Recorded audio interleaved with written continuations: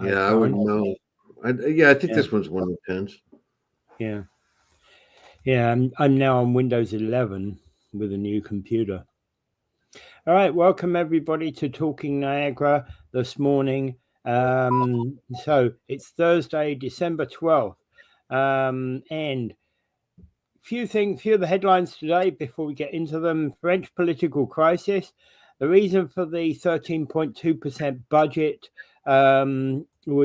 is related to the new Community Safety and Policing Act. They're explaining that to the region. And we're going to cover this New York Health CEO murder, and talking about the cadaver dogs that are going to assist on those searches for the former residential schools. And the question of rage baiting may be, and why it might be profitable. Good morning. Yes, we'll see what we can do. Yeah. Good morning, Chris Maloney. Yeah. Dave? Now, the first thing I like to do is, like the other day I tried, but I couldn't because of the we didn't have any sound. But I'd just like to tell somebody about these initiatives that you can get and help you with your power consumption. And it was in the it was in the city council meeting, and there are it's called Clear Result. Yeah. And it's an agency, basically, Clear Energy Affordability Program, the EAP, and Home Wintering Program, the WHP. And basically, who are we? We are an energy efficient company that helps deliver energy conservation programs. And these are free. And right now, what this program has a hard time doing is getting out the message, because people think it's kind of a scam or something like that. So actually, a lot of that, there's been a lot of scams around, so I understand people's reticence. Yeah, and they're not really get the message, because they can get some they can get some free upgrades to their energy consumption. Yeah. The Clear delivers the Energy Affordability Program on behalf of the ESO under the Save the Energy Initiative, and the Home Winterproofing Program, HWP, on behalf of Enbridge Gas. Now, the program overview: the EAP and the HWP are electric and gas energy saving initiatives, respectively. These two programs are delivered together to streamline the process and save participants time. So there is quite a bit of things they can do, and you can qualify. Go ahead. Can I make a suggestion? You put a link down in the comments. Yeah, it's actually the link I have here is from Toronto's, or from the City Hall council meeting. That's fine. So I'll do that. I'll send that to you. Then people can at least look at it. Okay. Yeah. So it's a lot of different people could qualify for this, and it's free. So you certainly want to do something with it. If you can, it will save you some money. Yeah. See if I can get it. I'll send it to you. Yeah. Okay. No, I think that's an important thing. If there is things that can save people money, it's a good thing. We were talking about it the other day. We weren't sure about exactly how it's going to operate, but it's as you said, it's to help people who haven't got money. So it has quite a large range. You don't have to be dirt poor to get it. And I get it. A lot of these allow people who've got multiple. There's a sliding scale on it. I know. Yeah. So there's and they're connected with Ontario Disability Support Program, Healthy Smiles. But anyway, they're having a hard time marketing it right now, and they're asking the city for help. And so I just sent it to you, and it's 5.2 on the agenda. Yeah. Okay. All right. Okay. 5.2 on the agenda. Okay. All right. Okay. So first port of call today is the President's Gamble. Sorry? I just sent it to you. Yeah. Okay. Link. All right. That's fine. Okay. So the President of France gamble about looking at making a coalition with the far right. That seems to have failed, and now Macron needs to look left in order to preserve the government. You there? Yeah, they had that snap election, and it really didn't work out the way Macron felt it would. Yeah. And what happened is he, in order to block the right, Le Pen's National Party, he had a snap election, and of course he felt that people would fall in line and do the right thing in his mind, but it didn't happen that way. And what happened was a coalition of left-wing parties, left or center-left parties, got together and block Le Pen's party from becoming the party that pretty much puts a prime minister in the French Parliament. Remember, Macron is the president, and they also have a prime minister. And Macron apparently is pretty angry about the whole thing, because the prime minister that they did put in, Barnier, he had to resign, and and now Macron, I guess, is getting totally nose put out of the joint, and he's kind of blaming everybody else and pointing fingers everywhere. But the rise of the right, that is almost for certain these days. We see it here in Canada. We just saw it in the United States, except for Britain, of course. They seem to have their own ideas what they're going to do. But you see, you've had Tory control there for quite some time. That's why you've had, there's been like 10 years of Tory control, 12 years of Tory control before Labour took over. So it's not surprising. And from what I'm hearing from this Labour government, they're not what you would call socialist left anyway. No, they've had to move to the right too, just like even the Democrats are going to have to move slightly to the right. The Liberals will probably try to get more centrist here in Canada. It's just that the amount of different left governments in the democracies don't seem to be working very well. Who says the right of center groups will work any better? I don't know. But we see here in Ontario, despite all the problems Ford has had, he has continued to have a very high approval rating for a premier that seems to have made a lot of mistakes.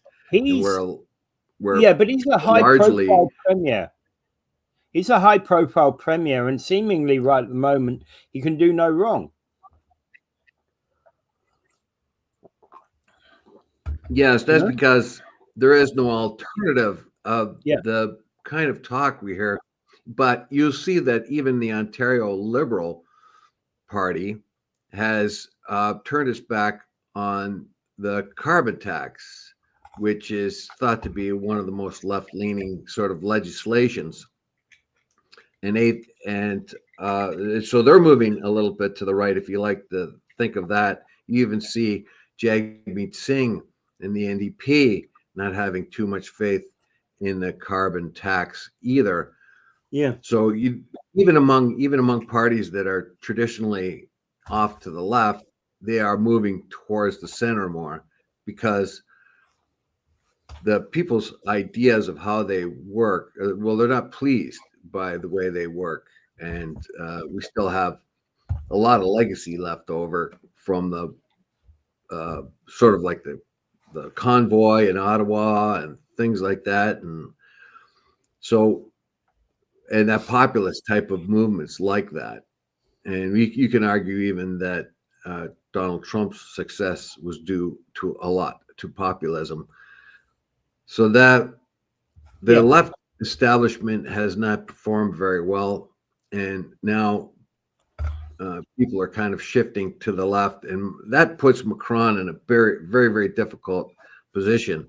He's tried to, as Le Pen's party, which is really definitely pretty far to the right, is growing in popularity, and Macron, I don't know how much Macron can limit it. He's trying to get a lot of people on his side, or at least allies in which to block that. But I don't know. When he apparently got on the television station and had a speech, and he sounded like really put out, and he pointed fingers at other parties, as Barnier had to step down from his office as prime minister. So we'll see what's going on there. It's going to be interesting to follow that as it moves. Now, France has. I think what they're looking at is they're now, instead of going to another election, they want the parties to kind of come up with some form of alliances. If they go back to the country, even Macron has invited Trump when Notre Dame reopened after that tragic fire. When it reopened, he made sure that he invited Trump and gave him a seat, a prominent seat. And he made a big issue of having Trump come on over, and he shook his hand, and they rolled out the red carpet like no other leader. That is, and I think that's a signal from Macron that he himself is going to move further to the right and appease the big guy, Donald Trump. And that may even make him look a little bit more popular at home. And that's in part, that's actually to stop French exports to the US attracting those 25% tariffs, right? In part. Oh, sure. Kill. Right. Yeah, especially wines. Yeah, but also the other issue, the other issue there is, of course, that Macron's got actually a tough job to do, because right at the moment they don't need to go to the polls again. Right? No, they don't. It was July they went to the polls. Or was it late July, early August, I believe, if I remember correctly. And it was a snap election. It was thought to be unnecessary, and it was a gamble by Macron that did not pay off. Yeah, and the challenge right now is to find themselves a governable alliance, because no party has got enough control. Yeah, it's good to know too that just about everybody told him it wouldn't work, even foreign journalists from the outside looking in. That was a gamble, and they say, okay, well, maybe it will work, but it probably won't. And by and large, the news coverage says, I don't know what Macron's doing here. It's a stab in the dark. Yeah. Okay. Moving back local, we meant to cover that yesterday, but we didn't get to it. So coming back local, 13.2% increase in the 2025 Niagara Regional Police budget is related to implementation of the new Community Safety and Policing Act, according to Fort Erie Mayor Wayne Reddekopp. And that's an interesting thing, because this is an act, Community Safety and Policing Act of 2019 is an act that is supposed to be about bringing more, I've lost the sentence. I hate that when that happens. Bringing more effective policing into Ontario. Yeah, and basically, the OPP have got substantial financial backing, I think, from the Ontario government, and Reddekopp saying, well, if you're going to give it to the OPP, you should be giving it to the NRP as well. That's the way that's why I read it. I haven't read it for a few days. I understand his argument. His argument's got some logic in it. But it comes at a time when overall people are angry about increased spending anywhere in our local communities. Yeah, basically, it's the first paragraph says Niagara is asking for its share of provincial funding to cover increasing costs tied to implementation of the Community Safety and Policy Act. Although the province this month announced more than $77 million in financial relief for communities served by the Ontario Provincial Police. So lots of communities aren't big enough to have their own police force. So the OPP stepped in. Yeah. And to help offset cost, those police by local services have been left to hit up the homeowners. In other words, okay, so if you're covered by the OPP and the OPP is going to get $77 million to help with this, but not you, NRP, you don't get anything in other police forces. So there's a it looks on the surface that we're okay. Sorry, no. That might mean actually for places like Toronto or Hamilton that they may actually have enough money in their budgets, but Niagara, other areas may not, and that could be problematic. Yeah, and remember too that the two things that are take quite a bite out of the budget are policing and fire. Fire departments. They take quite a bit of money out of the budget. And as a fact, here in Niagara Falls, 25% of our budget is devoted to the fire department. A fire department in Niagara Falls takes 1/4 of the budget. That's a heck of a lot of dough. And those increases are just going up continually. And so the communities are feeling the pinch, and I don't know how what the Ford government thinks on this, and if they'll come up with any more coin themselves. But remember, the Ford, the Ontario coffers are getting pretty lean as it is, and we're paying a lot of servicing on our debt and so on. So that, but Redikoff says it's a fairness issue. The legislation came into effect April 1st, replacing the Police Services Act, includes sweeping changes for policing in Ontario, modernizing law enforcement while addressing governance and oversight, according to information about legislation posted on the NRP site. It listed more than 100 bylaws approved by the Niagara Police Services Board members related to the act, making numerous changes related to how the officers respond to various crimes, officer training and equipment. That sounds good. It sounds like it's modernizing, keeping pace with the world, getting everything sort of on the same page. Yeah. So different community to different community, you would be treated the same way in any altercation with the police and their outcomes. If the province is going to help out all the municipalities that are served by the OPP, and they also helped out Toronto, I don't see why they won't be helping out with other regions or municipalities that have their own police forces and are facing the same pressures. You see, it's a lot easier. It's a lot easier for Toronto to come up with the bucks because they have a far larger population and possibly. And I don't know enough about the Toronto police force, but arguably already a larger budget anyway. And probably putting these provisions in is not that big a deal. Whereas, well, it just said there that they gave money to Toronto to facilitate this. So they need to give money to us. Yeah. Simple. Really. Give us some of that coin. Yeah.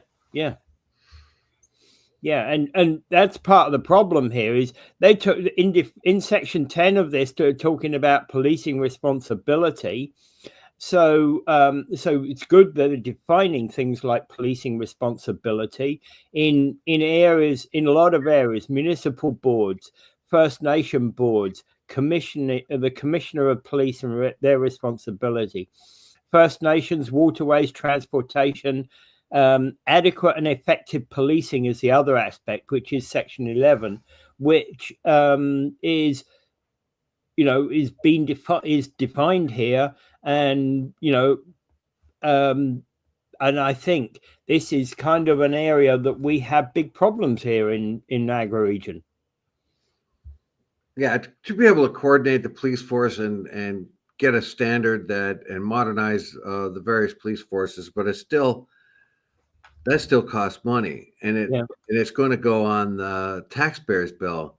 And if Toronto, as you said, which has a very wide tax base, and they're getting money, why not us? And we are the Niagara region is growing quite a bit lately, and so we're going to need that help, I think. And so I follow his argument, Redikoff's argument, and he does make it look as if you're gonna if you're gonna give money to the goose, you better give it to the gander.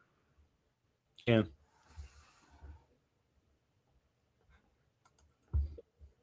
And okay, so basically, Chris was asking about Bill C-63.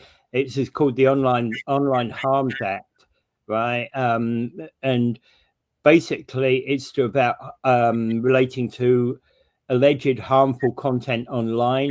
It's very controversial, this bill, by the way, Chris.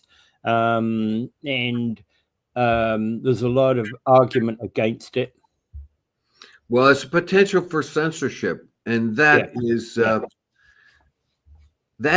very, very important, because once the government starts to restrict what you can see and not see, where is it going to end? Yeah. When they start making the decisions of where it is. Now, if there's a safety issue, yeah, very, very much so. As you remember back, some time ago, that Facebook was really used for a whole lot of trolling.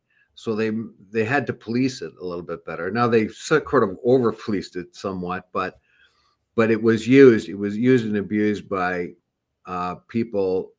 And the one I remember the most, of course, was the one about David Hogg. He was a 17-year-old high school student that survived the Parkland shooting, and he went out on demonstrations to ask for more safety measures, or more legislation dealing with how people get a gun, because the guy that shot the place up got one easily. He was, of course, jumped on by a lot of right-wing activists who think anything to do with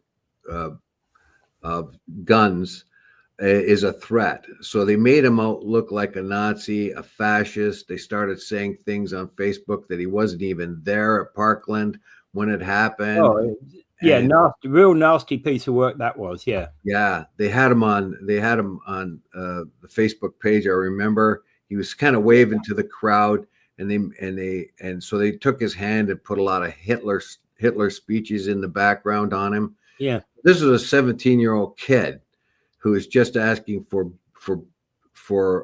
not asking for people to give up the guns, but asking that there be a better process, for a safer process for which people can get a gun, because the guy that shot up their place just went to the store and got one. And if there was some sort of time delay where the police could check more thoroughly the applicant, that's what they were after. And yet they were made to look like they were communists trying to take over the country by taking away everybody's guns. So Facebook had to do the right thing there.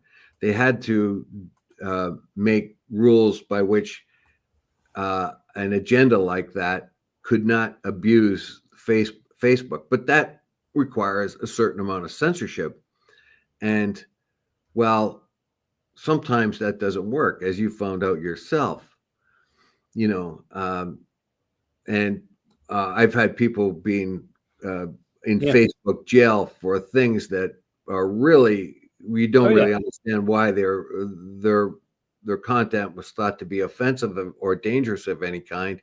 And yet when people ask, how come, what is the reason why my Facebook is, I'm in Facebook jail, and they'll just say, they'll never answer that question. Breach of community standards is a typical response you get.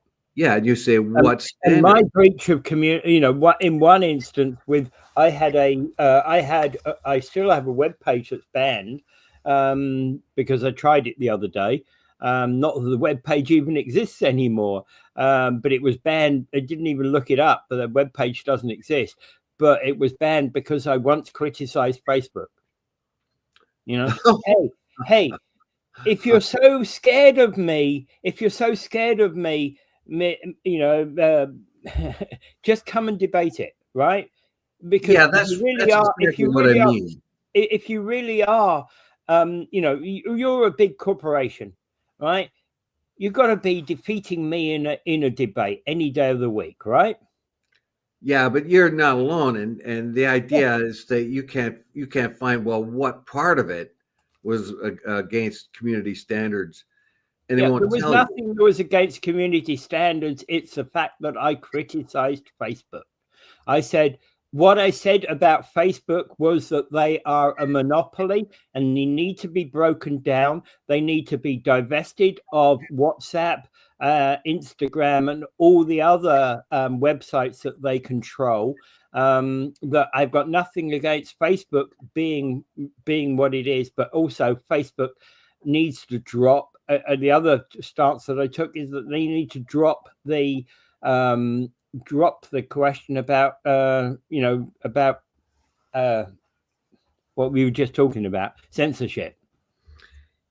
Yeah, I could see there you go, but because that's what really happens now. Well, that's now my you have view. Facebook, which was nearly an essential service for many people, and there is no other oversight except Facebook. Facebook decides does it like you or it doesn't. If you say anything bad about Facebook, if you said anything bad about any of their competition, your post might be boosted, but but seriously, when they are the ones that decide in a communications media what is good and what isn't. So I can understand why they started to censor some things because of that David Hogg thing I pointed out. And there was all kinds of slurs. I got caught a couple of times when I first got on, when I was very unfamiliar with Facebook. And, I got drawn into getting opinions from articles that weren't real or weren't that looked real. You got suckered in. Yeah. You got suckered in. Yeah, I would read an article and I would draw an opinion based on that article, thinking that article was sound, but it was a fake article and it was agenda driven, full of lies. So a couple of times I got hooked sharing something like that, Yeah, and that was in relation to Bill 63. So let's move on. Okay, so actually, Mike makes a very important point. With an increase in population, you need increase in policing. True. Precisely, yeah. And where police can work together, we often find that different police departments are jealous of their own jurisdiction, and so they don't work together. They'll push for them to work together and be more coordinated. Is a very good thing. The French case when she was captured by Bernardo, the Toronto police came and looked at his house here in St. Catharines because they suspected he might be the Scarpa rapist, but they did not share that information with the region at a time when French disappeared, and but they wanted the caller themselves, so they weren't going to share any information with the NRP. And if they had at that time, they may have been able to save her life because it would have given the NRP a hint of who they had in St. Catharines at the time. Oh yeah, He was the Scarborough rapist that moved into St. Catharines, and if they told the NRP, we suspect that guy is the Scarborough rapist, but they didn't. They wanted the color, so they kept the information to themselves. So if this is a coordination of police forces, not only just modernizing them and bringing them up to standard, but it would get them to work better one-on-one. All right. moving on. New York Health CEO murder. He was shot because of denial and delays within the health system, according to.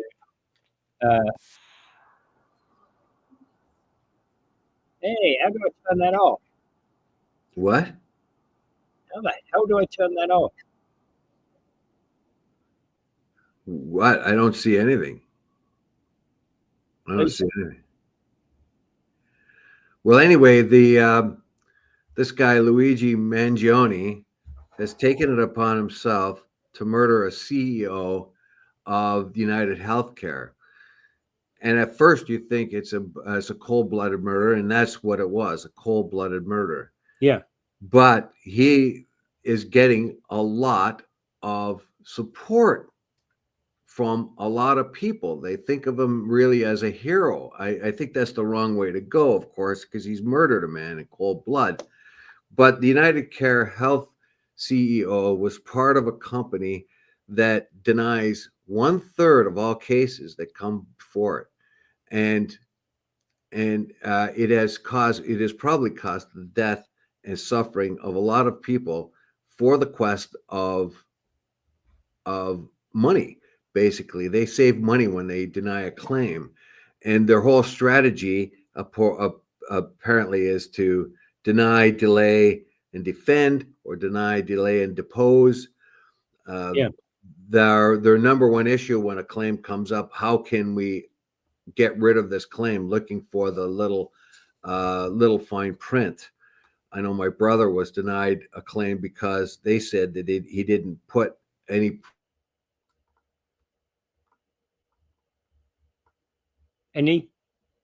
Dave?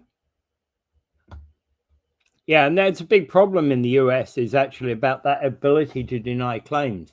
And especially since you've gone into hospital with the expectation of being able to get the operation or, the treatment you need. Yeah, and so also they think, well, Obamacare would have helped some of this, but in reality, Obamacare says you have to work with a existing insurance company. Yeah. And so Obamacare wouldn't even help you out with this. Now, this company has had massive amounts of money, and it is being investigated all over the place for its dirty dealings in the stock market, money market, all kinds of things. They look like more like a group of people that use the healthcare to deny people care to make as much money as possible. Now, this is where public health care is so important, because the drive of public health care is not to produce profit as it is in the United States. In the United States, the public health insurance and stuff, their ultimate drive is to make money.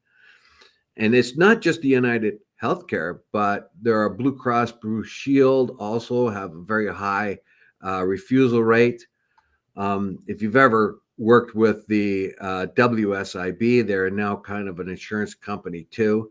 That's very hard to crack that, even though it's supposed to be there for the safety of workers. Man, I had carpal tunnel on both hands, and it was obviously caused by the trade I was in. And yet it took me a very long time to get through the process. And the woman, the adjudicator that was working on my case, pretty much said it was approved. They're just waiting for this or that. I could never get her on the phone. And then finally I got this letter that turned me down. And then I had to write to her boss and demand another adjudicator. He says, no, you're not going to get another adjudicator. We're going to use the same one, but she's going to fix this, which she did. And my carpal tunnel was covered. But all that did was put the bill in the hands of the WSIB and instead of the Ontario government. So the work would have to be done anyway. But I wanted to make sure that, the place that paid for it was the proper place. My condition was brought on by my work. And I would never have had to pay for it myself. It would either be the OHIP or it would be WSIB. But I was frosted when they turned me down and then I had to redo the whole thing all over again. It's just That's a pretty tough, because that's on your hand, yeah. yeah, both my hands Both your had to hands, be done. yeah, Yeah, yeah. yeah.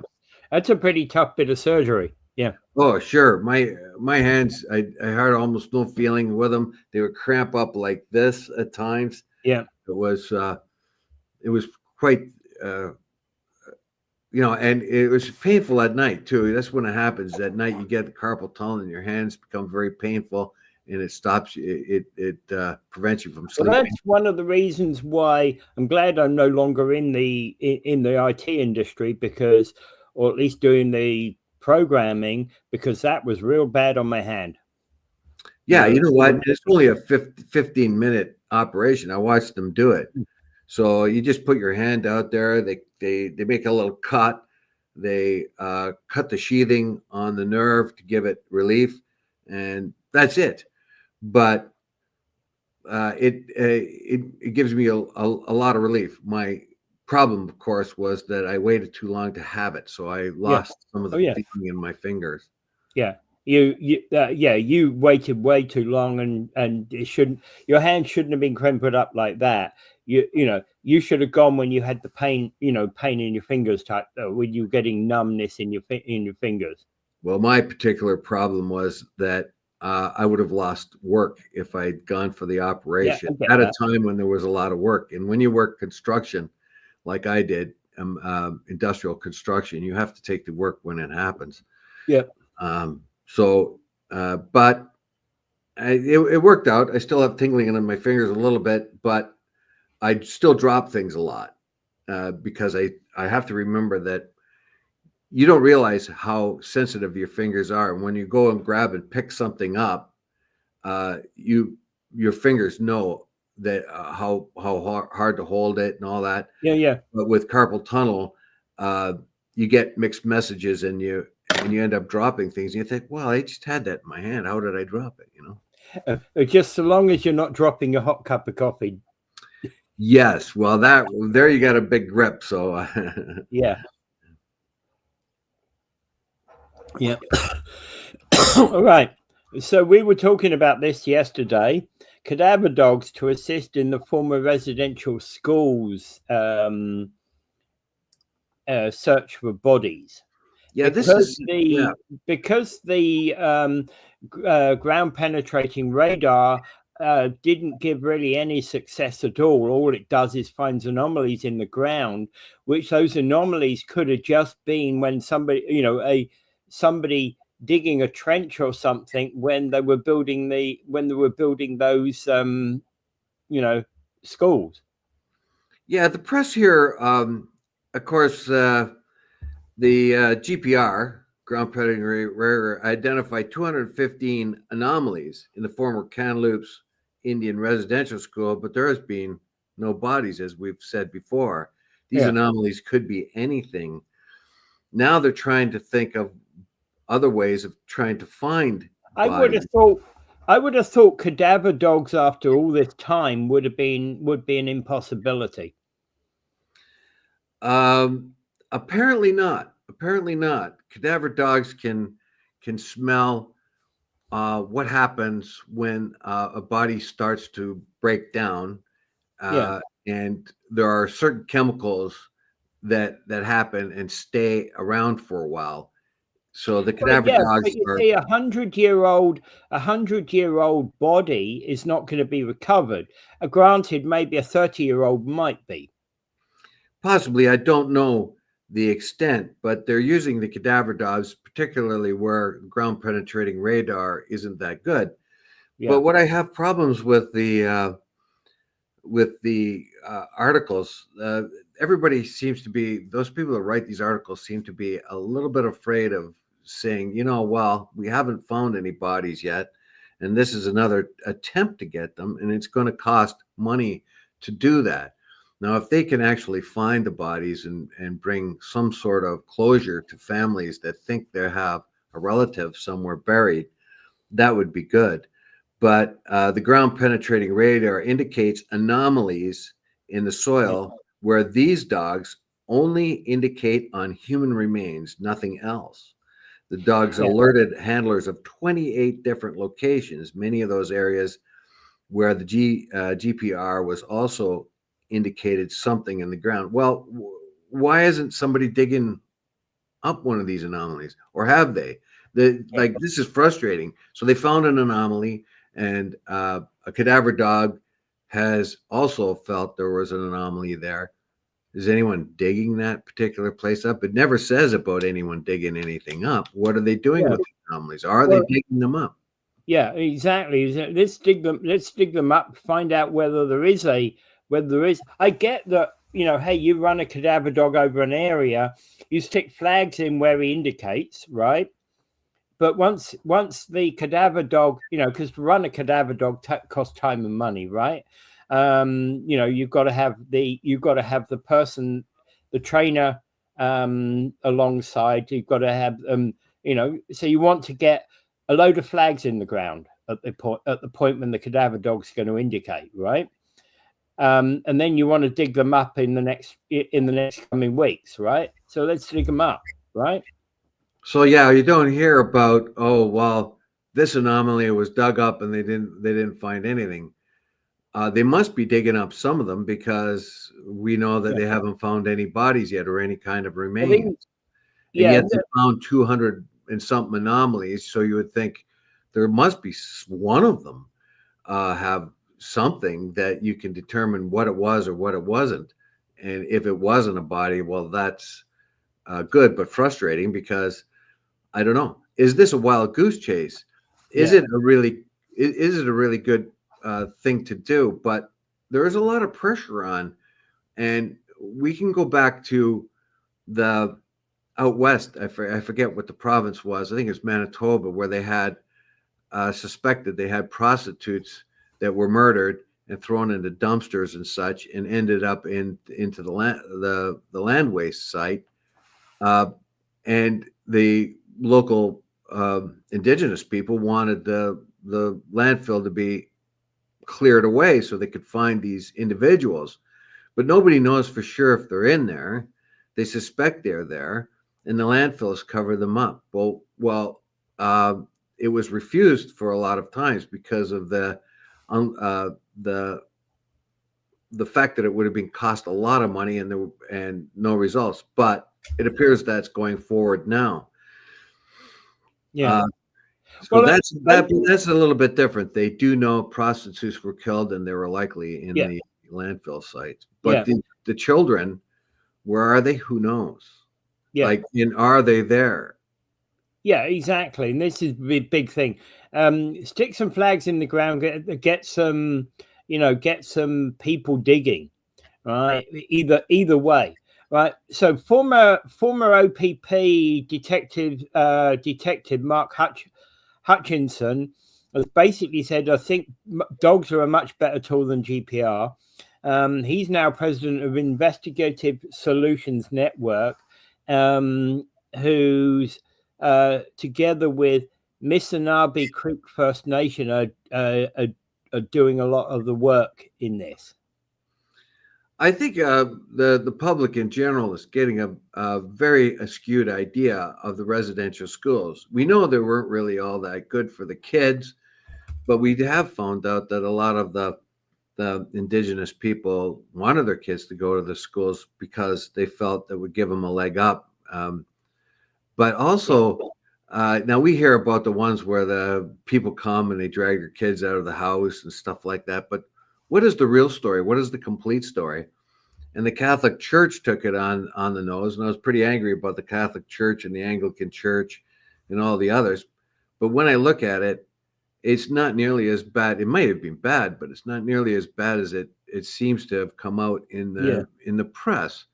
Yeah. So I would like to, and it seems like everybody is very reluctant to bring this back down to reality, what really happened.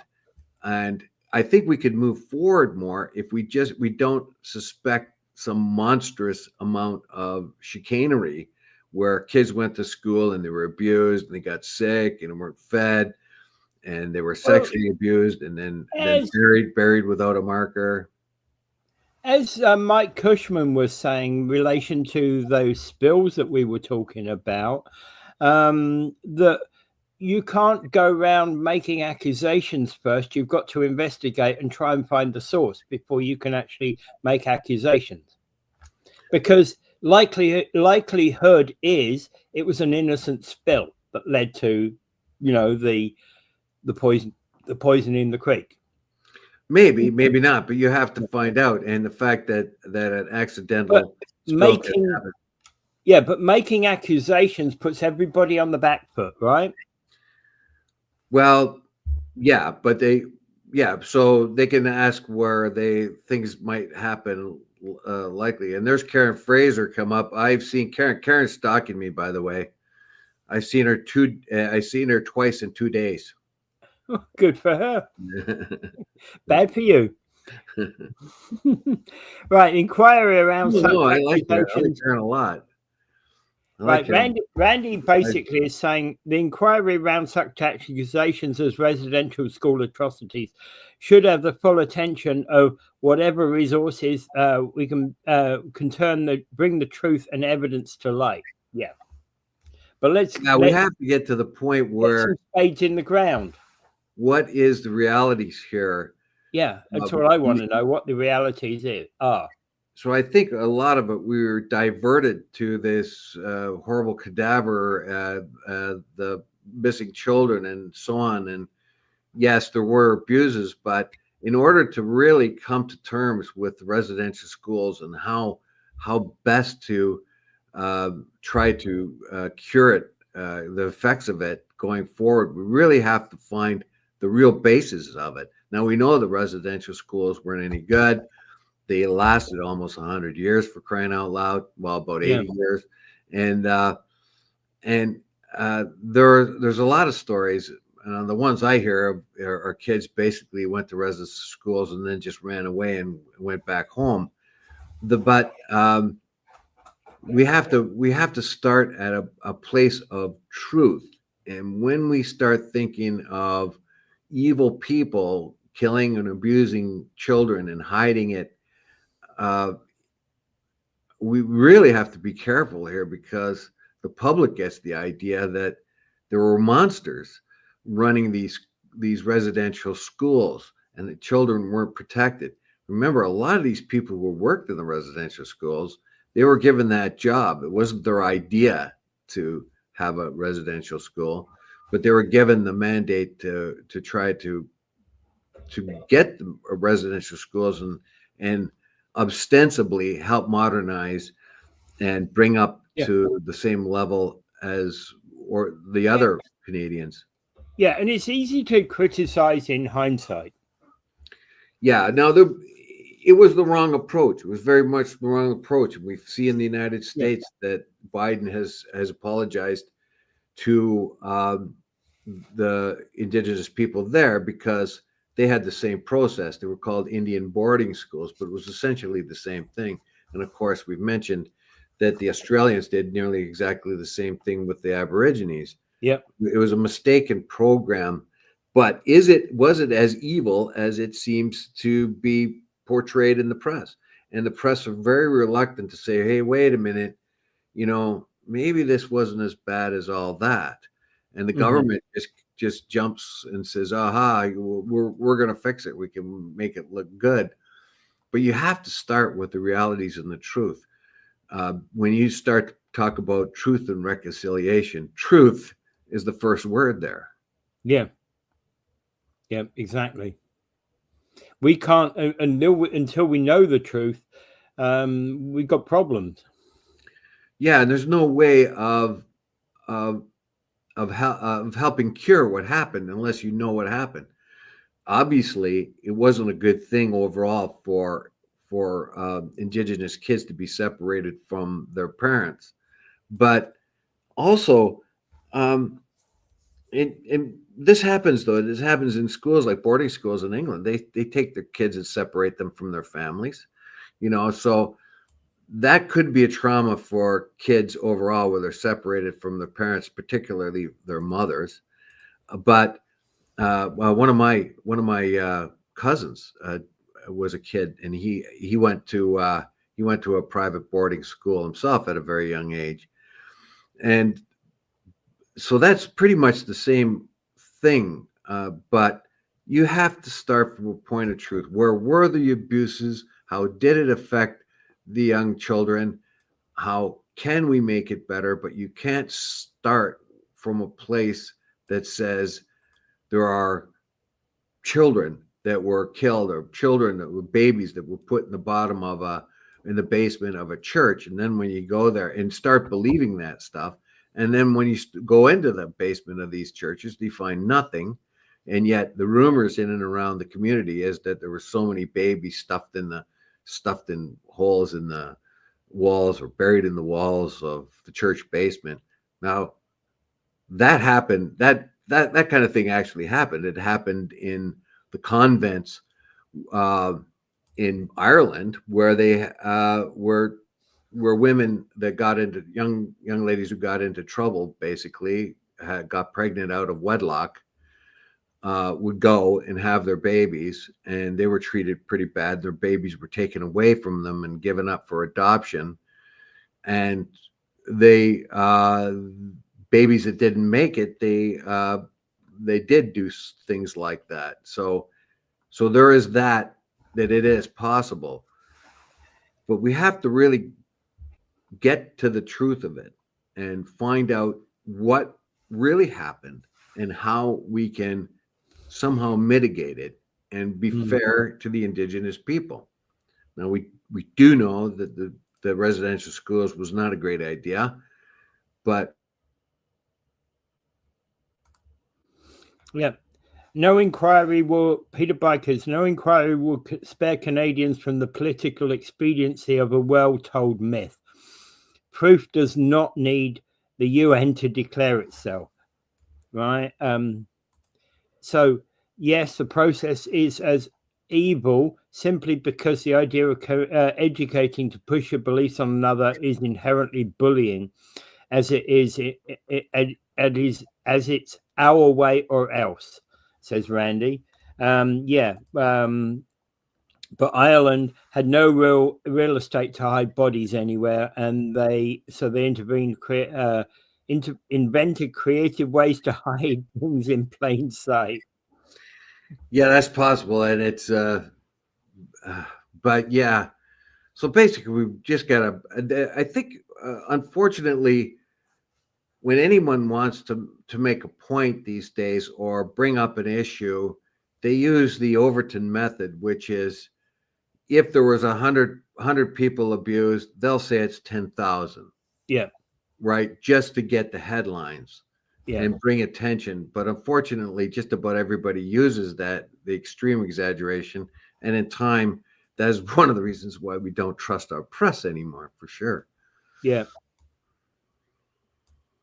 Okay. So moving on, Cleopatra is the new snowplow named in Lincoln. Right? This is fun. Yeah, Cleopatra. I saw that, and in fact, actually, I didn't twig on this one being a misspelling until my spell check said that's a misspelling, and we go, is that right? And then went, okay, I get what it's saying, Cleopatra, not Cleopatra. Yeah. Connect. Okay. Right. So this is a new snowplow that's been named, right? So it'll be moving snow from the streets of Lincoln this winter. So will Fleetwood Mac and Betty Whiteout. So yeah. those are the current snowplows that they have in the town.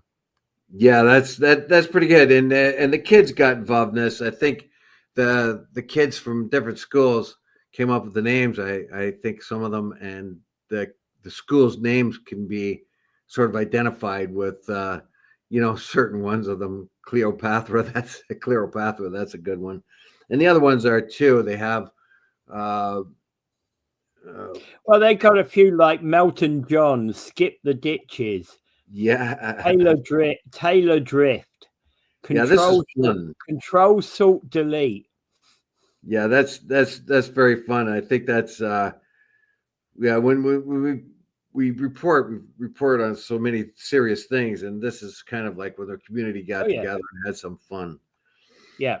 So yeah, have a it's good to have a new snowplow have a new name like that, right? Oh yeah, the kids would probably love it. Yeah. Um, I but I was reading it just quickly the first time I read it, and there's Frank Buffalino, town's operation. At first, I thought Buffalino was one of the snowplows. I get that because actually that's an unusual name in itself, right? Yeah, and I thought, well, Buffalo gets so much snow. Oh, maybe that's why Yeah. they called it that, Buffalino. Well, maybe he's Frank's from Buffalo, and he brings his experience with him, to Lincoln. Great, excellent. Yeah, so I'm looking over the thing very quickly, just scanning it first, and I see the different names, and I see somewhere in the article Buffalino, and so I'm thinking to myself, oh, that's another one. That's That's a nice a name. different name. Yeah. Yeah. Plowy McPlowface was in number 9th. Oh, I love that. Yeah, like Bodie McBoatface. Uh, when the public voted for a name for the exploratory ship that was to explore the ocean, and so they had everybody vote on it, and the British public voted for Bodie McBoatface. Well, they didn't go with that name. They ended up calling it the Attenborough or something like that after David Attenborough. Much more appropriate, I think. More, yeah. I can't see Boaty McBoatface being given any respect at all. Can you? Yeah, you gotta hand it to the Brits and their sense of humor. Yeah. Okay, we're gonna put them in a bind here. We're gonna vote for a name called Bodie McBoatface.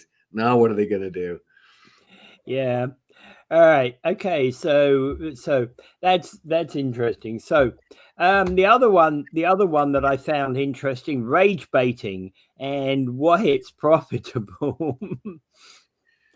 Well, basically, some of the media, particularly Fox, is a rage baiting type Yeah. of news. They want to make you angry all the time, and that's why they draw so much attention, and that's why they have a continuous audience, because they're making everybody angry all the time.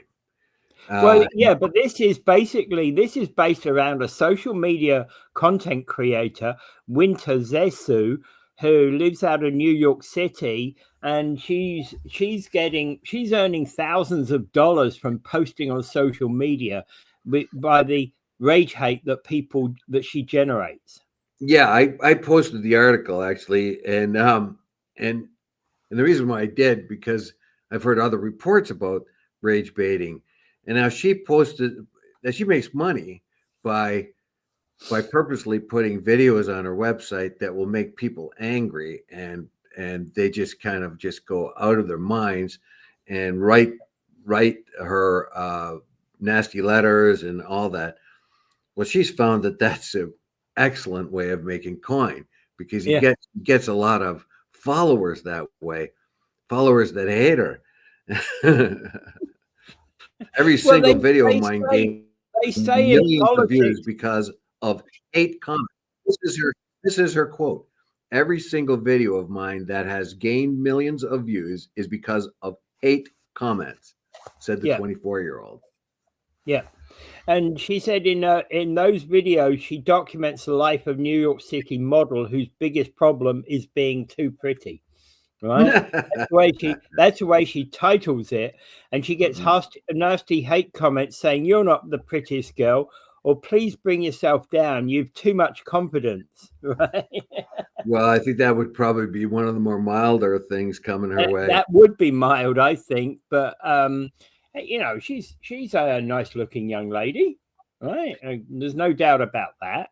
Well, seriously though, if she goes, I could imagine all the other women saying, my problem is I'm just too pretty. Well, they'll just freak out about that. It's particularly feminists and so on. Yeah. Oh yeah. And the point being is that they say that in politics there is no such thing as bad publicity, right? Yes. There was something here I wanted to read, but I lost it for a moment there. Anyway, this is a growing trend. It's a growing trend of getting sort of hate mail to build your site. And now, normally, when you have a site in social media, you want to invite people who have the same sort of opinions that you do, and you or have discussions and so on. No, she's looking for people that will hate her, and that's how she's getting so much money out of this. I mean, it's really kind of a good idea, but I don't want her to get hurt. Somebody might go nuts. Well, that actually is the worst of that, of course, is the possibility that might happen. Marketing podcaster Andrea Jones basically says a hook reflects what is a piece of content and comes from a place of trust, whereas rage baiting content is designed to be manipulative. Yeah, sure. It says here earlier on, it says Winta is part of a growing group of online creators making rage bait, not clickbait, rage bait content, where the goal is simple: record videos, produce memes, and write posts that make other users viscerally angry, then bask in the thousands or even millions of shares and likes. Okay, I've got it, Dave, right? How we get hundreds of thousands of views here on Talking Niagara, we start rage baiting. Yeah, we'll try that. Yeah. I don't think I got it in me, basically. Yeah, I'm actually thinking much the same thing. It's like I can rage on for about 30 seconds on something, and then I'm looking at myself and thinking, what a fool you are. Yeah, well, everybody knows where we live too, so. Yeah. Yeah, so that basically that's a kind of a thing. Now, I've heard about this before, and that's why I posted the article. And so I don't know why people get suckered into this kind of thing. And the reason why I did the comparison to Fox News is people just are loyally Fox News watchers, and they just love getting angry. And Fox News knows that. Yeah. It uh, it wants to get you enraged and put out and outraged, and that makes money. And they found that out just on television networks, and they are so successful that all the major media news agencies are losing.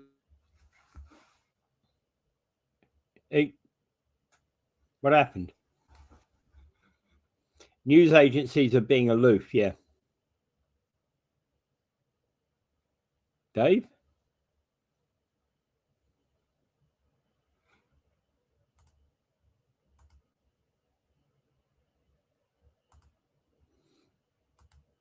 I'm seeing if we can. We lost Dave.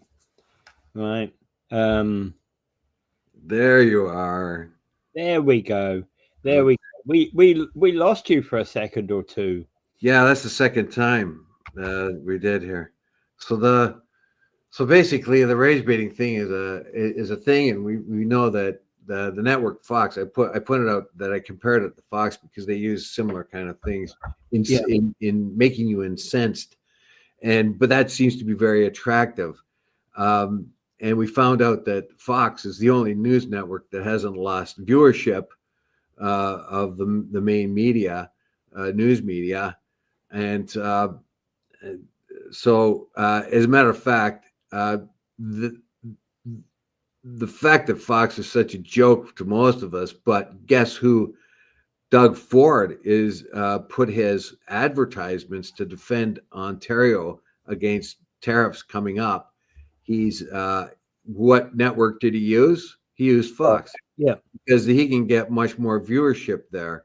And that's really kind of sad that the American public will fall for the Fox recipe, basically. But anyway, All right. So Dave, Peter's saying we thought you had your rage to quit your own show. Dave, we thought you rage quit your own show.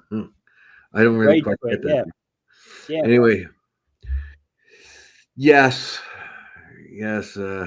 Well, anyway, so I think we're getting a little bit long here. Yep, we are. 8:07. So I thank everybody for sitting in and participating. And do remember, though, the clear result thing. It could help you or some of your family members or friends with updated ways in which to save energy. It is a very good program. It is a good link. I put the link in, and as you said, it's section 5. 5.2. 5.2. There we go. Okay. All right.